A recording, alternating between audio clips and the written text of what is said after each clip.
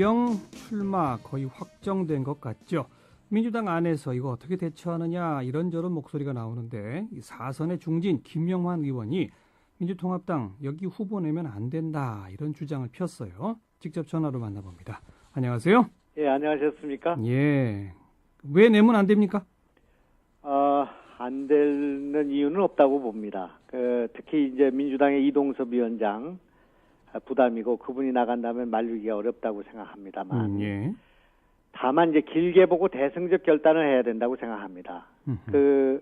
광화문에서 안철수 후보가 노란 목도리를 문재인 후보의 목에 걸어주지 않았습니까? 대선 막바지에. 예. 그 목도리 아직도 문재인 후보한테 있습니다. 예.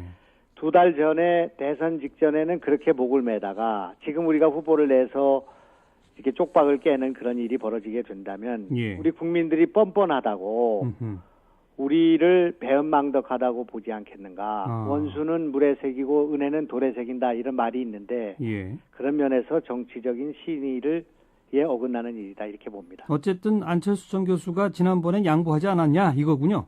그렇습니다. 그때 빚을 갚았기 때문에 그리고 또 장기적으로 볼 때는 지금 양보가 향후에 지방선거, 총선, 대선에 큰 밑거름이 될 거라고 생각합니다. 네.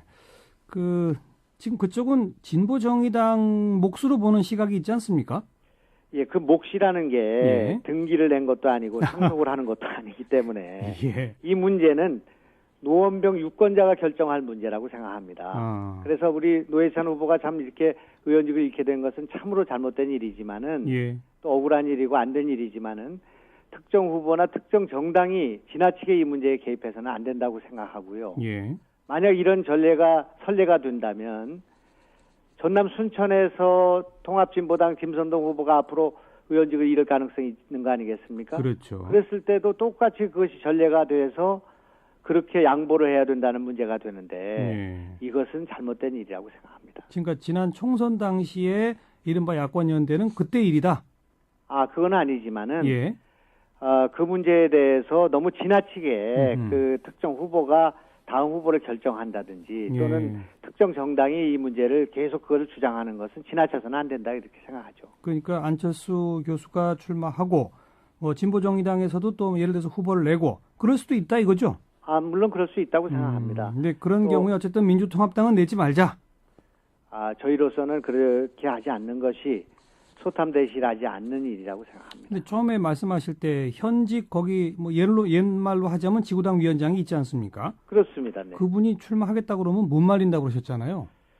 그걸 참 설득하기 어려운 일이라고 생각하고 이분이 지난번에 그 노회찬 후보에게 양보하는 것 때문에 출마가 봉쇄됐거든요. 그러니까요. 그리고 5번씩이나 이분이 민주당을 고수하다가 계속 열린우리당 때 출마를 못하거나 어려움을 겪었던 분인데 너무 인간적으로 안 된 일이라고 생각합니다. 예. 그건 못 말리면은 지금 김용환 의원의 주장도 그분한테 대한 어떤 호소 비슷하겠네요. 이해를 보여야 될 일이라고 생각하고 그분을 배려해야 된다고 생각하고요. 만약 그런 상황이 벌어진다면 안철수 후보 내지는 교수는 자기 힘으로 이것을 극복해야 된다고 생각합니다. 만약에 못 말려서 나오면 그것 역시 극복해라 이 말이군요. 그렇습니다. 새누리당에서는 이준석 전 비대위원 이른바 박근혜 키즈라고 불려지는 이렇게 후보가 새누리당 1명, 그다음 진보정의당, 안철수 전 교수 만약에 민주통합당의 후보 이런 식으로 되면 안철수 전 교수가 이길 수 있을까요? 아주 힘든 싸움이 되겠지만은 그럼에도 불구하고 국민들이 그 여당 후보 하나와 야당 후보 하나로 표를 몰아줄 거라고 생각합니다. 그걸 우리가 밴드웨건 효과라고 하지 않습니까? 사표 방지 심리가 있기 때문에 안철수 후보 개인의 역량의 문제다 이렇게 생각합니다. 자, 후보를 내서는 안 된다 도리상 이 주장은 여기까지 듣고 더 중요한 것은 만약에 안철수 전 교수가 여기서 승리한 후에 정치권이 어떻게 되느냐 이 문제 아니겠습니까? 그렇습니다. 김용환 의원은 어떻게 구상하세요? 신당 창당 갈까요? 안 할까요? 당연히 이거는 정계 개편과 신당 창당이 임박해 있다 이렇게 봅니다.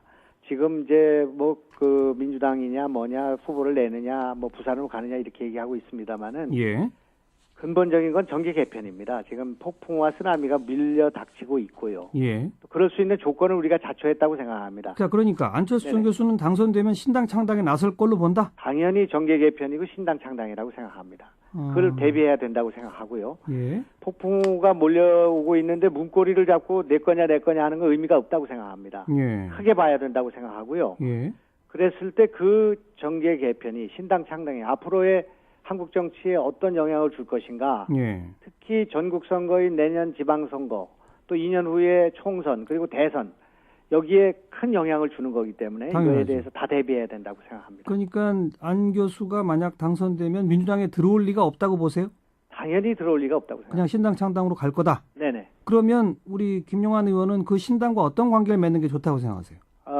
안철수 교수의 신당 창당이 당분간은 이제 야권의 분열로 나타나게 되기 때문에. 김 의원도 가실 건가요, 신당으로? 저요? 예. 저는 갈 수가 없죠. 왜요?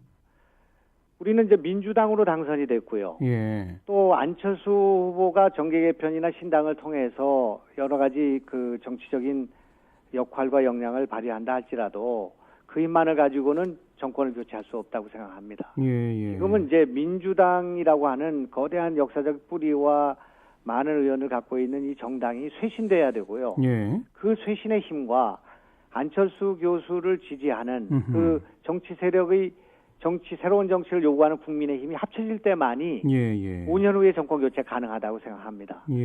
따라서 민주당과 안철수의 정치 세력이 하나로 묶여질 수 있도록 민주당을 쇄신하는 것이 필요하고, 지금 우리는 대선 이후에 안철수가 신당이 나오지 않아도 될 만큼의 정치 쇄신을 이루는 데는 미흡하다고 생각합니다. 지금. 그렇기 때문에 지금 그 사람이 그 안철수 그 전 교수 후보가 민주당으로 들어오기가 어렵다고 보는 것이고요.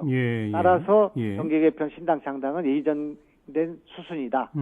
이렇게 보기 때문에 그러면 이 양 세력을 통합하는데 저희의 역할이 있다고 생각합니다. 민주통합당 안에서 당을 쇄신해서 나중에 통합하는 데 역할을 하겠다 이 말씀이시군요. 네네, 그렇습니다. 그렇지만 민주통합당 안에서 일부는 그 신당으로 합류할 거라고 보시나요?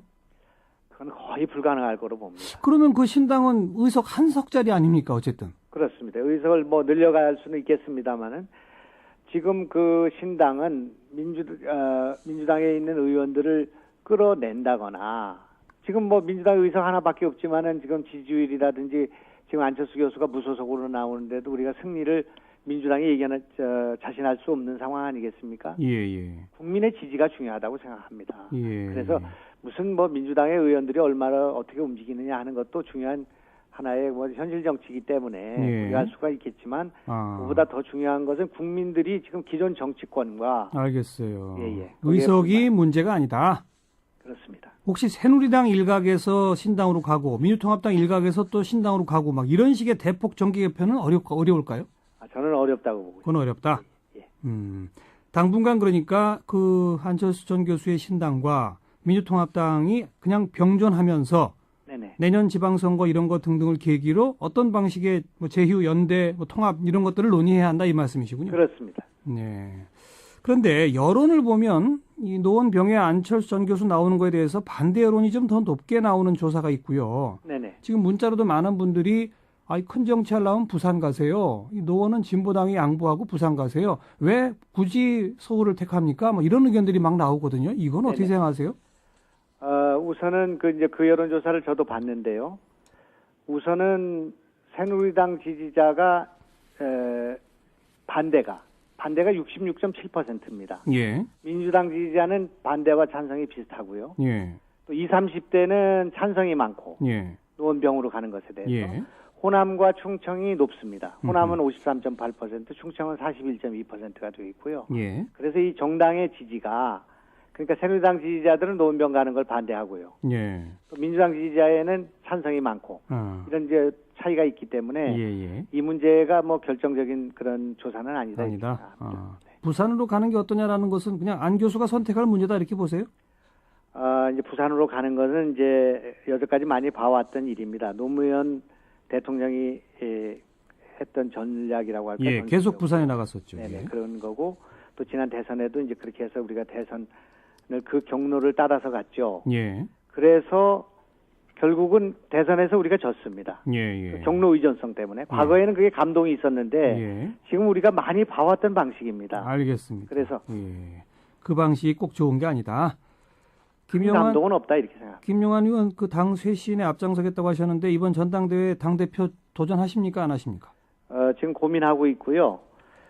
당락에 관계없이 저의 주장, 목소리 또 우리가 당이 가야 할 전략과 비전에 대해서 얘기하고 싶은데 자칫하면 소위 비주류의 그 표의 분산을 가져와 가지고 또 그동안에 이 당을 잘못 끌어왔던 분들이 다시 또 당선되는 그런 일이 벌어질 것 같아서 고민하고 있습니다. 다른 그 후보자들의 동향을 보고 계시군요.